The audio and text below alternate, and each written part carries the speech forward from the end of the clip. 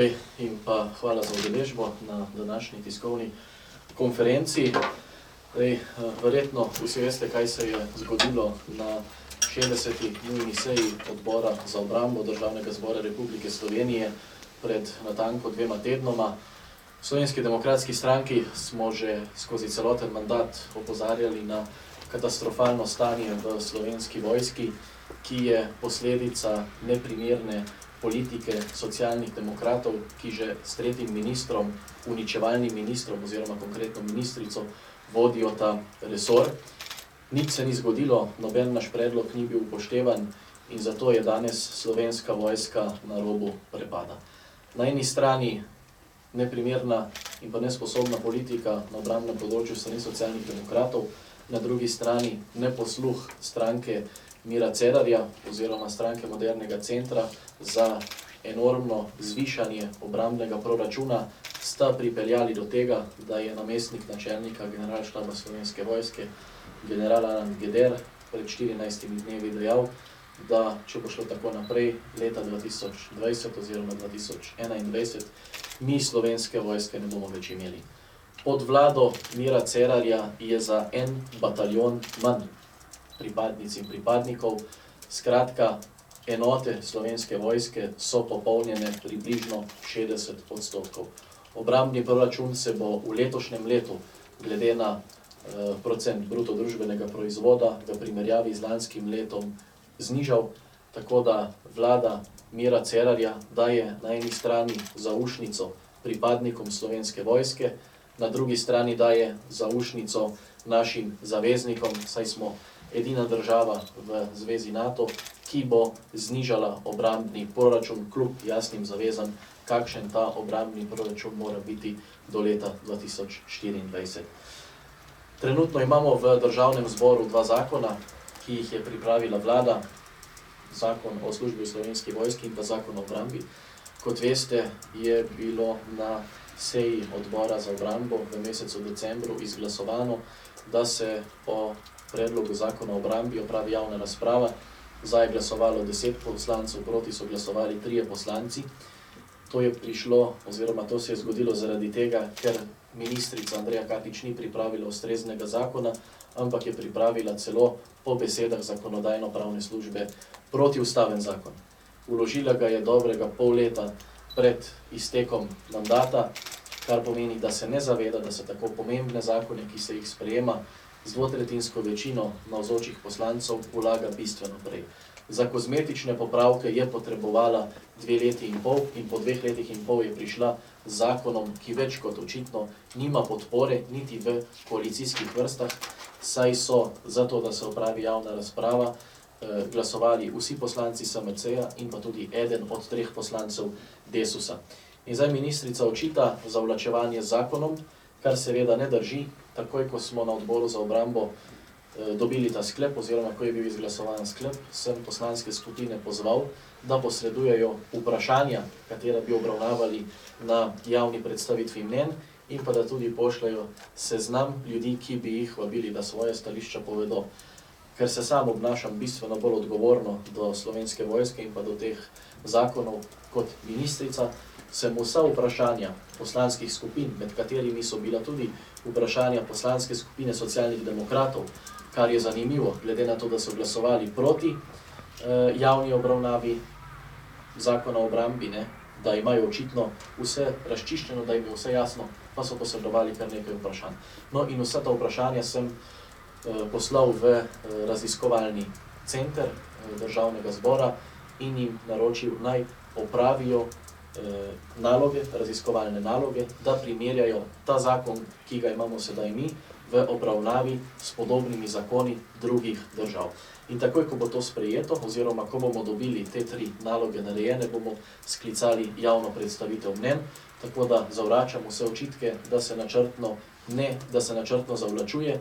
Mi ne zavlačujemo, mi se samo odgovorno obnašamo do zakona in želimo doseči čim širši konsenz. Če bi to storila že ministrica, bi bil danes zakon sprejet, javne predstavitev mnenj pa ne bi bilo. Ker je pa potrebno seveda urgentno ukrepati, me je kontaktiral predsednik Sindikata vojakov Slovenije, gospod Gvido Novak, da je pripravil interventni zakon, ki bi vsaj nekoliko omilil in rešil nekatere pereče težave v Slovenski vojski, predvsem kar se tiče pripadnic in pripadnikov, in bi ga sedaj tudi povabil, da predstavi svoje stališče oziroma okvirne točke tega zakona. Lep pozdrav. Jaz bi želel prvo povedati razloge za pripravo tega interventnega zakona. In sicer kot prvo bi lahko rekel, da so dejansko neživljenjske razmere v Slovenski vojski, ker pripadniki po odhodu mnogih opravljajo delo 2 ali 3 delovnih mest in sindikatu bi si želeli, da se to ustavi in da vsak opravlja le naloge za eno delovno mesto in nič več. Naslednje, kar je bilo, kot je že bilo rečeno, je bila ta seja odbora za obrambo, ki je dejansko vsem nalila čistega vina in po tej seji smo se v sindikatu odločili, da pripravimo predlog zakona o interventnih ukrepih za izboljšanje pripravljenosti Slovenske vojske. In to smo v zadnjih 14 dneh tudi naredili in danes predali predsedniku vlade z prošnjo oziroma predlogom za vložitev v državni zbor za sprejem po nujnem postopku. Naslednje, kar se je zgodilo v zadnjih 14 dni, je pismo načelnika generalštaba Svetu za nacionalno varnost, s katerim je zahteval razpravo na svetu zaradi ogrožene varnosti, ker je kadrovska slika v Slovenski vojski kritična. Naslednje,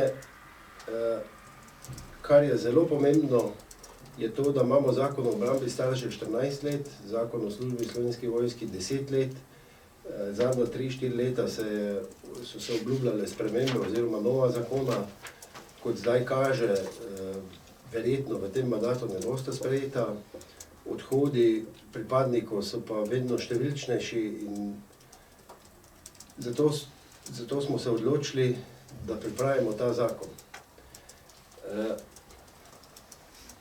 Še pomembna stvar je ta, da po oceni glede vseh dejstev, ki so se dogajale zadnji mesec dni, je tudi predvsem iz tega pisma Svetu za nacionalno varnost izhaja, da je ogrožena varnost in obramba države. To so pa razlogi za vložitev zakona po nujnem postopku, kar pa lahko naredi samo vlada in zato tudi ta predlog zakona predsedniku vlade ali bo vložen, ali bo v taki obliki, ali bo v okrnjeni obliki, glede vsega, kar smo predvideli v zakonu, bomo videli, kaj bo narejeno. Skratka, če vlada ne bo odreagirala v nekem doglednem času, bomo verjetno ta zakon preoblikovali v predlog zakona o spremembah in dopolnitvah zakona o službi Slovenski vojski in ga poslali vsem poslanskim skupinam in poslancem, da ga oni vložijo po skrajšanem postopku. Ker po tem postopku bi tudi lahko v tem mandatu bil sprejet. Da predstavim sam zakon. Sam zakon je bil pripravljen strani predvsem sindikata s pomočjo pripadnikov Slovenske vojske, ki najbolje poznajo vsemu, čemur se morajo odrekati. Drugi delavci in javni uslužbenci tega ne poznajo in vse te stvari smo v zakonu ovrednotili v enem poglavju in za takih 7 odrekanj smo ovrednotili po 60 evrov dvig plače vsakemu pripadniku. Drugo poglavje zakona so bonitete po vzoru drugih vojska, kot na primer subvencioniranje vrtca, kar že imamo 10 let v zakonu, ampak do izvedbenega akta ni prišlo.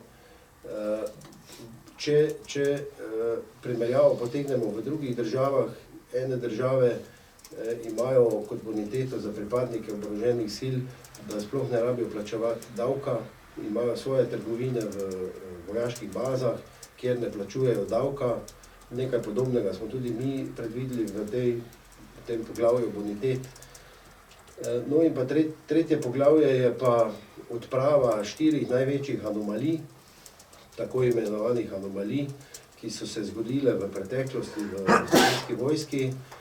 Posledice teh anomalij pa imamo pripadnike, ki so nezadovoljni, bi lahko rekli oškodovani, in pa, kar je najbolj kritično, je to, da zaradi teh anomalij se ruši vojaška hierarhija, zato ker imajo podrejeni z nižjimi čini na manj zahtevnih delovnih mestih više plače od svojih za 2 stopnji više nadrejenih. Podobno, če bi primerjavo naredili, kot če bi imel referent višjo plačo od sekretarja.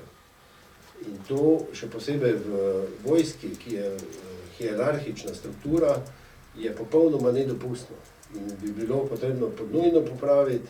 Mi že ves čas opozarjamo na to tudi v državnem zboru, ampak do zdaj vse, kar se je zgodilo, je bilo v lanskem letu to, da je ministrica Andreja Katič sprejela predstavnike oškodovanih skupin.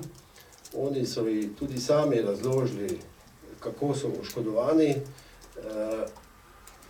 Ministrica je obljubila, da bo načelniku generalštaba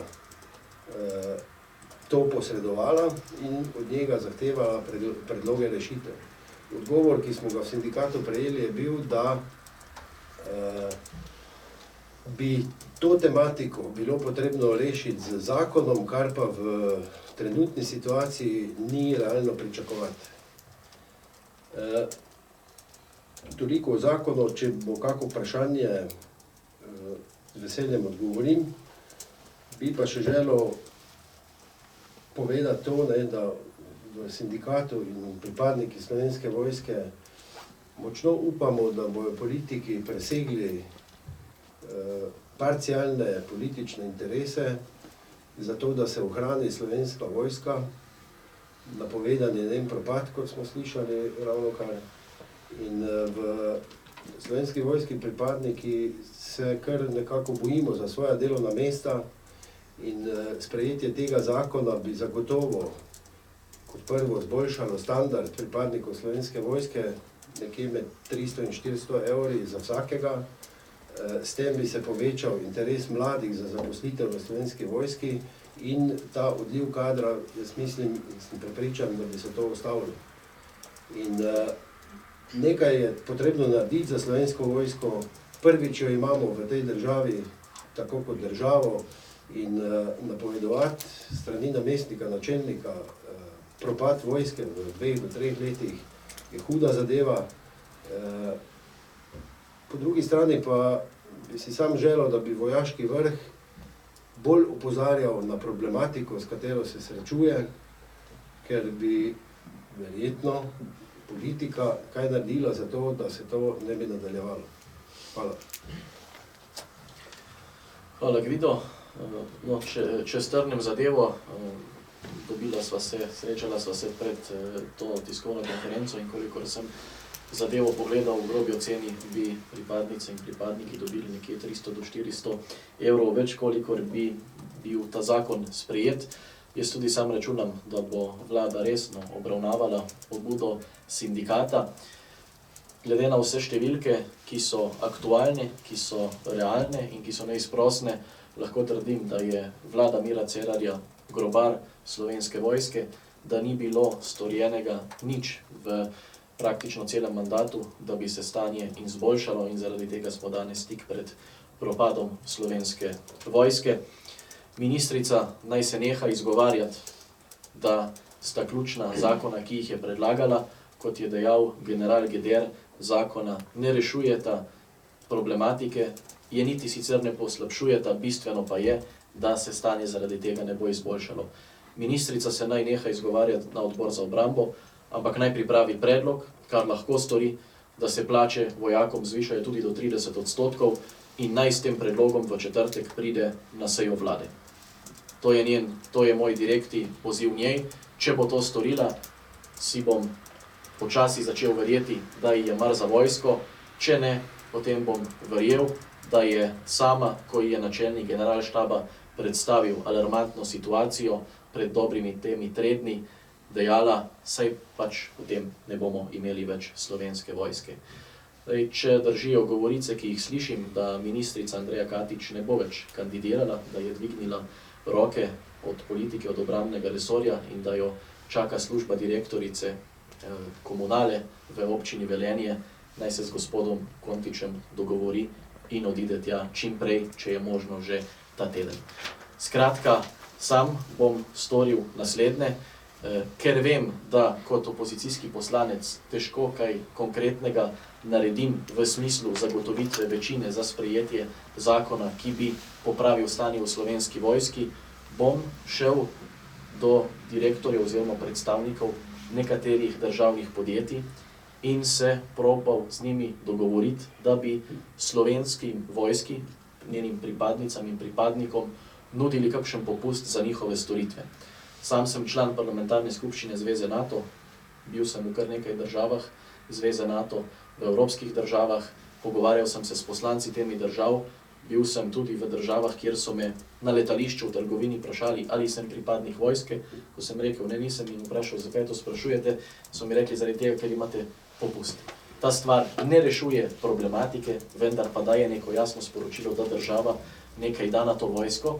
Mi smo to že lansko leto predlagali ministrici, usedite se dol s predstavniki državnih podjetij, če imajo študenti, če imajo upokojenci, če imajo tudi gasilci, recimo popust na zavarovalne police, na internetne storitve in še kje drugje, sem prepričan, da bi se lahko našel tudi posluh za pripadnice in pripadnike Slovenske vojske. Sam bom v prihodnjih dneh, tednih to storil in upam, da se v kakšnem podjetju tudi najde posluh za to. Skratka, sam bom naredil to, ministrica pa naj pripravi predlog vlade za zvišanje plač vojakom in ga prinese na vlado in vlada naj o tem odloča. Toliko bi bilo z najine strani.